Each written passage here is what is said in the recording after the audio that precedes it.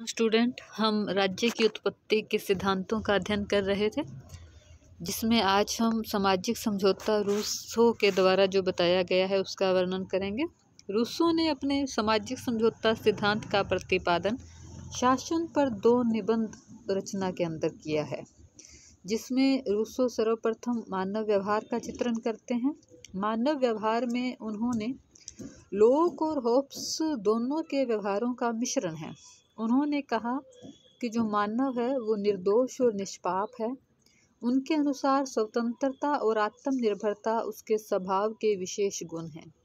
वह घृणा, ईर्ष्या, चिंता, अहंकार आदि दुर्गुणों से मुक्त है। मनुष्य अच्छा और निस्वार्थी होता है और तर्क की बजाय भावनाओं से प्रेरित होता है। प्राकृतिक अवस्था। रूसो प्राकृतिक अवस्था को भी 2 चरणों में बांटता है।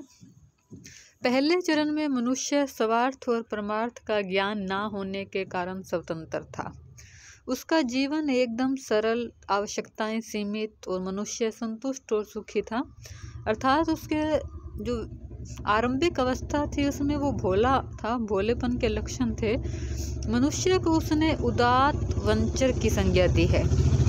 रूसो के अनुसार इस अवस्था का बुनियादी नियम था अपना हित देखो और दूसरे को कम से कम हानि पहुंचाओ। दूसरा चरण रूसो के अनुसार यह प्राकृतिक अवस्था अधिक समय तक जीवित नहीं रह सकी।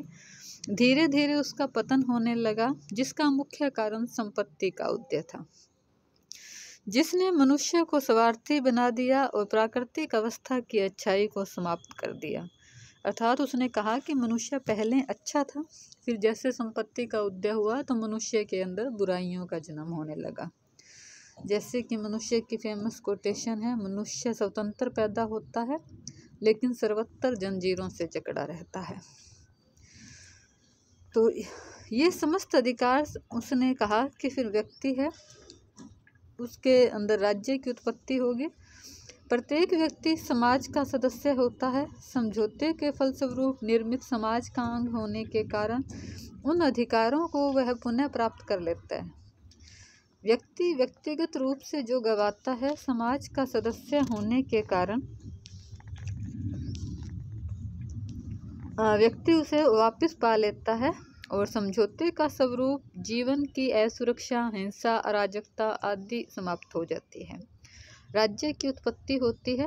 रूसो प्रत्यक्ष लोकतांत्रिक राज्य के समर्थक है, जिसमें सारी शक्ति संप्रभुता समाज में निहित होती है, सामान्य इच्छा के नाम से संग्रहित रहती है।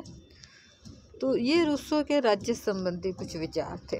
रूसो के अनुसार राज्य की उत्पत्ति प्रत्येक ने सबके साथ अपने समस्त प्राकृतिक अधिकारों और शक्ति सामान्य इच्छा को समर्पित कर दी। प्रत्येक व्यक्ति सामान्य इच्छा का सदस्य होने के कारण सामूहिक रूप से उसे पा लेता है। सामान्य इच्छा का अर्थ है व्यक्तियों की आदर्श इच्छा, मतलब जो दूसरे के भले की, दूसरे के कल्याण की इच्छा होती है, उसको सामूहिक रूप से सामान्य इच्छा कहा है। ये समझौते में व्यक्ति की स्वतंत्रता पर कोई प्रभाव नहीं पड़ता, अपितु व्यक्ति को सकारात्मक स्वतंत्रता प्राप्त होती है। सकारात्मक स्वतंत्रता का अर्थ होता है ऐसी स्वतंत्रता जिस पर कुछ निश्चित प्रतिबंध हो, जो सही है सिर्फ वही करने की स्वतंत्रता हो।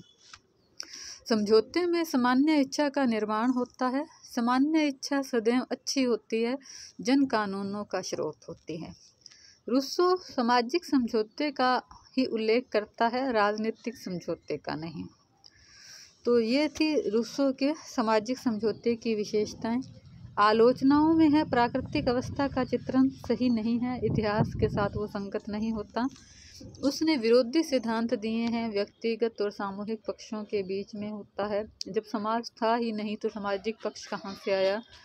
साम्राज्यवाद का पोषक है। रूसो की जो सामान्य इच्छा है वो वास्तव में तानाशाह का संकेत करती है। जैसे होब्स का तानाशाह तो लेवियाथन था, जो एक निश्चित व्यक्ति था, और रूसो के वो निश्चित व्यक्ति नहीं है। तो ये हमने रूसो के कुछ कमियां देखी, पर फिर भी हम उसके महत्व को नकार नहीं सकते। रूसो प्रत्यक्ष प्रजातंत्र के समर्थक हैं और स्वतंत्रता, समानता के जो विचार हैं वो रूसो के ही देन हैं। धन्यवाद।